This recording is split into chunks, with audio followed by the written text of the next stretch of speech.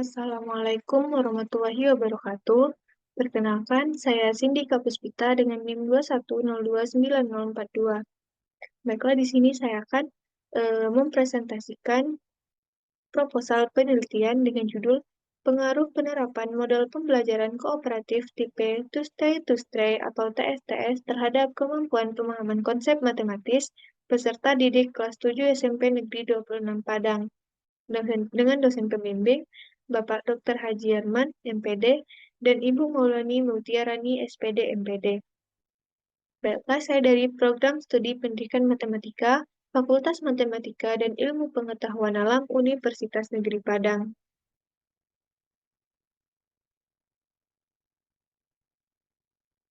Baiklah, di sini saya akan menjelaskan bagian bab 1, di mana terdapat 6 pokok bahasan. Yang pertama itu latar belakang, yang kedua identifikasi masalah, yang ketiga batasan masalah, yang keempat rumusan masalah, yang kelima tujuan, dan yang keenam yaitu manfaat. Di sini saya akan menjelaskan mengenai latar belakang, di mana pendidikan memiliki peranan yang sangat penting dalam memperbaiki kehidupan berbangsa dan bernegara. Salah satu bidang studi yang menduduki peranan terpenting dalam pendidikan yaitu adalah matematika. Kemampuan pemahaman konsep matematis perlu dikuasai oleh peserta didik serta tujuan pembelajarannya akan tercapai. Dengan harapan, itu peserta didik memiliki kemampuan pemahaman konsep matematis yang baik. Kenyataannya, kemampuan pemahaman konsep matematis peserta didik masih rendah. Penyebabnya, peserta didik kurang berpartisipasi aktif dalam proses pembelajaran, dengan mengakibatkan kemampuan pemahaman konsep matematis peserta didik rendah, sehingga tujuan pembelajaran matematika belum tercapai, di mana memiliki solusi. Salah satu mode pembelajaran yang dapat diterapkan dalam meningkatkan kemampuan pemahaman konsep matematis peserta didik yaitu model pembelajaran kooperatif tipe Two-Stay atau TSTS. Yang kedua, itu identifikasi masalah, di mana yang pertama, peserta didik kurang berpartisipasi aktif dalam proses pembelajaran. Yang kedua, kemampuan pemahaman konsep matematis peserta didik rendah. Yang ketiga, kemampuan pembelajaran masih berpusat pada guru. Yang keempat, yaitu pembelajaran yang dilakukan dalam memfasilitasi peserta didik untuk meningkatkan kemampuan pemahaman konsep matematis. Selanjutnya, yang ketiga, yaitu batasan masalah. Masalah penelitian dibatasi pada rendahnya kemampuan pemahaman konsep matematis peserta didik kelas 7 SMP Negeri 26 Padang. Selanjutnya yang keempat yaitu rumusan masalah. Berdasarkan latar belakang dan batasan masalah yang telah dikemukakan di atas, maka rumusan penelitian ini adalah yang pertama, apakah kemampuan pemahaman konsep matematis peserta didik yang belajar dengan menggunakan model pembelajaran kooperatif tipe TSTS lebih baik daripada kemampuan pemahaman konsep matematis peserta didik yang belajar dengan menggunakan pembelajaran konvensional di kelas 7 SMP Negeri 26 Padang. Yang kedua, bagaimana perkembangan kemampuan pemahaman konsep matematis peserta didik selama diterapkannya model pembelajaran kooperatif tipe TSTS di kelas 7 SMP Negeri 26 Padang.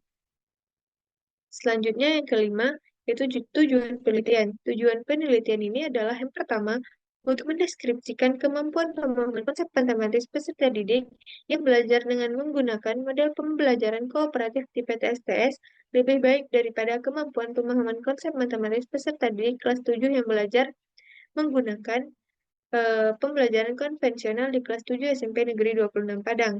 Yang kedua itu untuk mendeskripsikan peningkatan kemampuan pemahaman konsep matematis peserta didik selama diterapkannya model pembelajaran kooperatif tipe TSTS di kelas 7 SMP Negeri 26 Padang. Yang terakhir yaitu manfaat.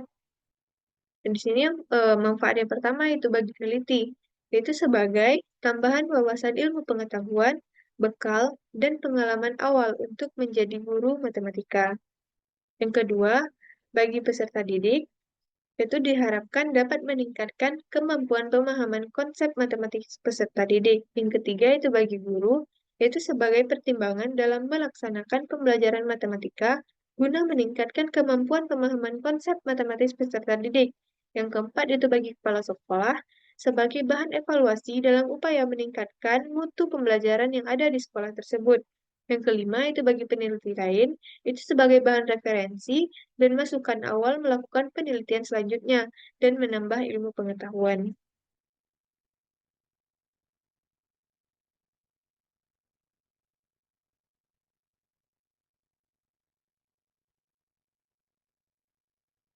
Selanjutnya, bab 2, di mana pada bab 2 ini akan membahas mengenai kajian teori. Di mana kajian teori yang pertama yaitu pembelajaran kooperatif. Menurut Rusman tahun 2012, halaman 202. Yaitu pembelajaran kooperatif merupakan bentuk pembelajaran dengan cara peserta didik belajar dan bekerja dalam kelompok kecil, serta kolaboratif yang anggotanya terdiri dari 4 sampai 6 orang dengan struktur kelompok yang bersifat heterogen. Eh, Teori yang kedua itu pembelajaran kooperatif tipe Two-Stray menurut Nanang dan Cucu tahun 2012. Mana pembelajaran kooperatif tipe Two-Stray ini memberikan kesempatan kepada kelompok kecil untuk membagikan hasil dan informasi dengan kelompok lain. Teori yang ketiga yaitu pemahaman konsep matematis menurut Karunia dan Muhammad tahun 2015. Yaitu kemampuan pemahaman konsep matematis adalah kemampuan menyerap dan memahami ide-ide matematis berdasarkan Permendikbud nomor 58 tahun 2014 tentang pedoman mata pelajaran matematika untuk SMP atau MTS. Memahami konsep matematika merupakan kompetensi dan menjelaskan keterkaitan antar konsep dan menggunakan konsep maupun algoritma secara luas, akurat, efisien, dan tepat dalam pemecahan masalah. Teori yang keempat yaitu pendekatan saintifik. Pendekatan Pendekatan pembelajaran adalah kumpulan metode dan cara yang digunakan oleh guru dalam melakukan pembelajaran. Dan pendekatan saintifik itu adalah pendekatan yang menggunakan langkah-langkah serta kaidah ilmiah dalam proses pembelajaran. Selanjutnya, teori yang kelima, yaitu keterkaitan antara model pembelajaran kooperatif tipe TSTS, pendekatan saintifik, dan kemampuan pemahaman konsep matematis. Model pembelajaran kooperatif tipe TSTS yang dipadukan dengan pendekatan saintifik diharapkan dapat meningkatkan kemampuan pemahaman konsep matematis peserta didik. Selanjutnya, teori yang keenam yaitu pembelajaran konvensional. Istilah konvensional sering diartikan sebagai sesuatu yang sudah menjadi kebiasaan. Pembelajaran konvensional adalah pembelajaran yang biasa digunakan oleh guru, yaitu pembelajaran yang berorientasi pada guru dengan menggunakan metode ceramah. Dalam metode ceramah, pembelajaran dimulai dari pemberian materi oleh guru, pemberian contoh soal, dan diakhiri dengan mengerjakan latihan. Selanjutnya, yang kedua yaitu penelitian relevan. Yang pertama, penelitian oleh Patrick Rahayu Sustiasari pada tahun 2018 dengan judul Pengaruh Penerapan Model Pembelajaran Kooperatif Tipe Numbered Head Together atau NHT pada kemampuan pemahaman konsep matematis siswa, yang menyimpulkan bahwa pemahaman konsep matematis peserta didik yang belajar dengan metode pembelajaran kooperatif dengan model pembelajaran kooperatif tipe NHT lebih baik dari pemahaman konsep matematis peserta didik yang belajar dengan pembelajaran konvensional pada kelas 8 SMP Negeri 29 Padang. Selanjutnya, penelitian yang kedua itu oleh Eza Ezilaedi tahun 2018 yang berjudul Pengaruh Model Pembelajaran Kooperatif Tipe TSTS terhadap Kemampuan Pemahaman Konsep Matematis Peserta Didik. Hasil penelitian ini menunjukkan bahwa kemampuan pemahaman konsep matematis peserta didik yang belajar menggunakan model pembelajaran kooperatif tipe TSTS lebih baik daripada kemampuan pemahaman konsep peserta didik yang menggunakan pembelajaran konvensional. Dan penerapan model pembelajaran kooperatif tipe TSTS membantu peserta didik dalam berperan secara aktif selama proses kegiatan pembelajaran. Yang ketiga, yaitu penelitian oleh Holila Amriani Harahap tahun 2017 yang berjudul Application of Cooperative Learning Model with Type of to Stray to Improve Result of Mathematics Teaching. Hasil dari penelitian ini menunjukkan bahwa penerapan model pembelajaran kooperatif tipe TSTS pada materi persamaan garis singgung lingkaran dapat meningkatkan hasil belajar peserta didik. Selanjutnya yang terakhir yaitu penelitian oleh eh, Cahya Septimarmisa dan kawan-kawan dengan judul The Influence of Two-Stage Learning Model Nurtured by Scientific Literary of Student Learning Competent in SMP Negeri 4 Kerinci. Hasil yang diperoleh adalah pembelajaran IPA peserta didik mengalami peningkatan dan terdapat perbedaan yang signifikan pada kompetensi kognitif, efektif, dan psikomotor peserta didik yang menggunakan model pembelajaran TSTF daripada menggunakan pembelajaran langsung. Selanjutnya itu kerangka konseptual, di mana peserta didik kelas 7 SMP Negeri 26 Padang telah terjadi masalah yaitu rendahnya kemampuan pemahaman konsep matematika peserta didik disebabkan oleh peserta didik kurang berpartisipasi aktif dalam proses pembelajaran. Nah, di sini eh, dalam mengatasi masalah tersebut, yaitu menggunakan model pembelajaran kooperatif tipe TSTS atau Two-Stay, di mana Two-Stay itu adalah menjelaskan hasil pembahasan kelompoknya kepada peserta didik dari kelompok lain. Two-Stray adalah mendengarkan penjelasan dan mencatat hasil pembahasan dari kelompok yang dikunjunginya. Dengan diterapkannya model pembelajaran TSTS ini, aktivitas belajar peserta didik kelas 7 SMP Negeri 26 Padang meningkat dan kemampuan pemahaman konsep matematis peserta didik juga meningkat. Selanjutnya, itu hipotesis penelitian. Berdasarkan rumusan masalah dan kajian teori, maka hipotesis dari penelitian ini adalah kemampuan pemahaman konsep matematis peserta didik yang belajar menggunakan model pembelajaran kooperatif di PTSTS lebih baik dari peserta didik yang belajar menggunakan pembelajaran konvensional di kelas 7 SMP Negeri 26 Padang. Baiklah, selanjutnya itu bab 3. Di sini saya akan menjelaskan pada bagian metode penelitian. Dalam metode penelitian ini, eh, terdapat yang pertama itu jenis penelitian. Berdasarkan permasalahan dan tujuan yang dicapai dalam penelitian, maka jenis penelitian ini adalah penelitian eksperimen semu atau kuasi eksperimen. Yang kedua itu rancangan penelitian. Model rancangan penelitian ini menggunakan static group design. Selanjutnya yang kedua itu populasi dan sampel. Yang pertama populasi. Populasi dalam penelitian ini adalah semua peserta didik kelas 7 SMP Negeri 26 Padang tahun pelajaran 2024-2025. Yang kedua, itu sampel. Sampel itu merupakan himpunan bagian daripada populasi. Sampel dalam penelitian ini adalah eh, terdiri dari dua kelas, yaitu kelas eksperimen dan kelas kontrol. Kedua sampel ini haruslah representatif, yaitu dapat menggambarkan keseluruhan karakteristik dari populasi yang diteliti. Yang ketiga, yaitu variabel penelitian. Adapun dalam penelitian ini terdiri dari dua variabel, yaitu variabel bebas dan variabel terikat. Yang pertama, variabel bebas. Variabel bebas dalam penelitian ini adalah perlakuan yang diberikan kepada kelas eksperimen, yaitu pembelajaran matematika dengan model pembelajaran kooperatif tipe TSTS, sedangkan pada kelas kontrol yaitu pembelajaran konvensional. Yang kedua, variabel terikat. Variabel terikat dalam penelitian ini adalah kemampuan pemahaman konsep matematis peserta didik kelas 7 SMP Negeri 26 Padang. Selanjutnya, jenis dan sumber data. Jenis data. Jenis data itu terbagi dua, yaitu eh, data primer dan data sekunder. Yang pertama, data primer, yaitu data yang dihasilkan yang langsung diambil dari subjek yang diteliti. Data primer dari penelitian ini adalah nilai dari tes pemahaman konsep matematis peserta didik pada kelas eksperimen dan kelas kontrol, di mana sumber data itu dari kelas eksperimen dan juga kelas kontrol.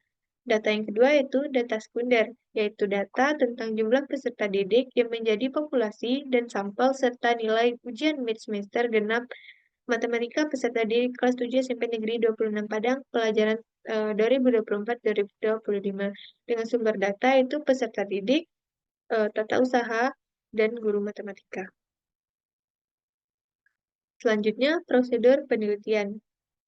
Prosedur penelitian yang akan dilakukan dibagi atas 3 tahap, yaitu tahap persiapan, tahap pelaksanaan, dan juga tahap penyelesaian. Yang pertama, tahap persiapan, di mana yang pertama, memilih tempat dan jadwal penelitian. Yang kedua, mengurus surat izin penelitian. Selanjutnya, yang ketiga, menetapkan jadwal penelitian. Yang keempat, menetapkan kelas sampel setelah dilakukan uji kesamaan rata-rata, yaitu kelas eksperimen dan kelas kontrol.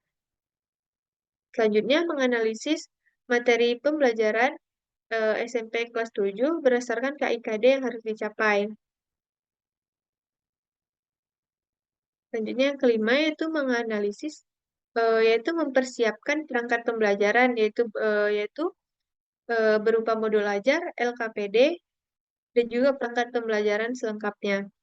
Selanjutnya, memvalidasi perangkat pembelajaran berupa modul ajar dan LKPD itu untuk mengetahui apakah perangkat sudah valid atau layak digunakan atau belum.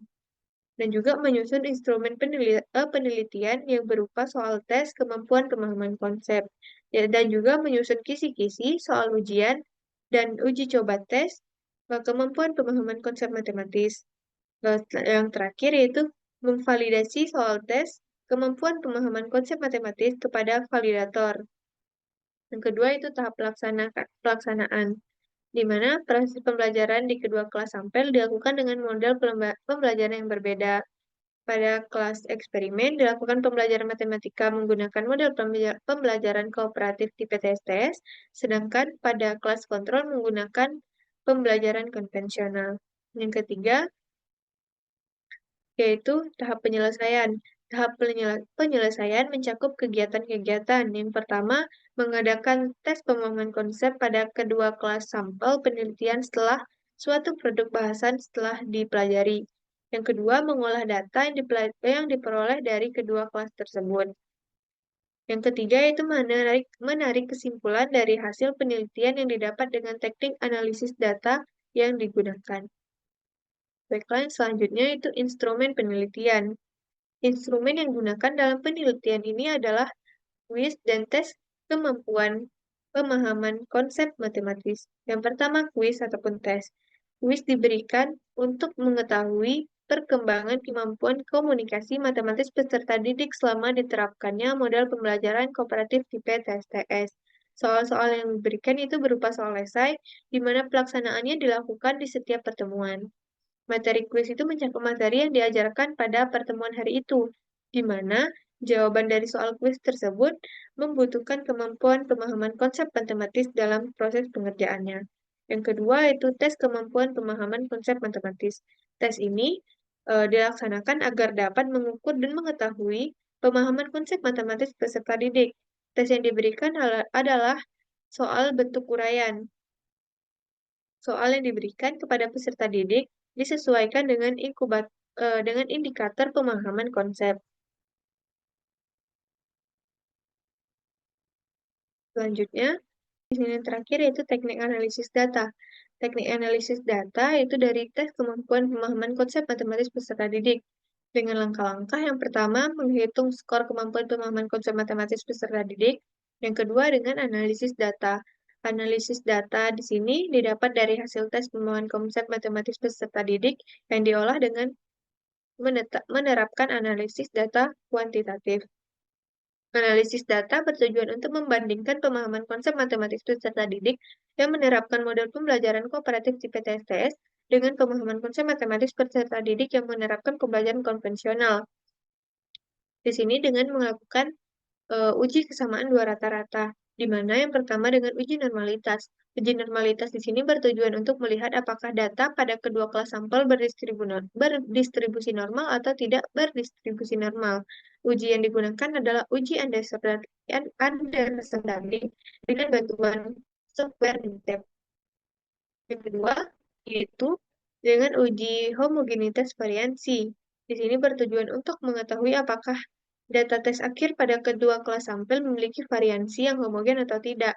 Uji di sini dilakukan dengan uji F, sehingga didapatlah data itu berdistribusi normal dan juga homogen.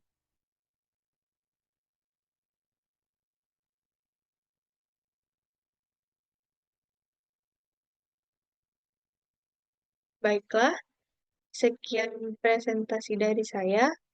Lebih dan kurangnya saya mohon maaf. Wassalamualaikum warahmatullahi wabarakatuh.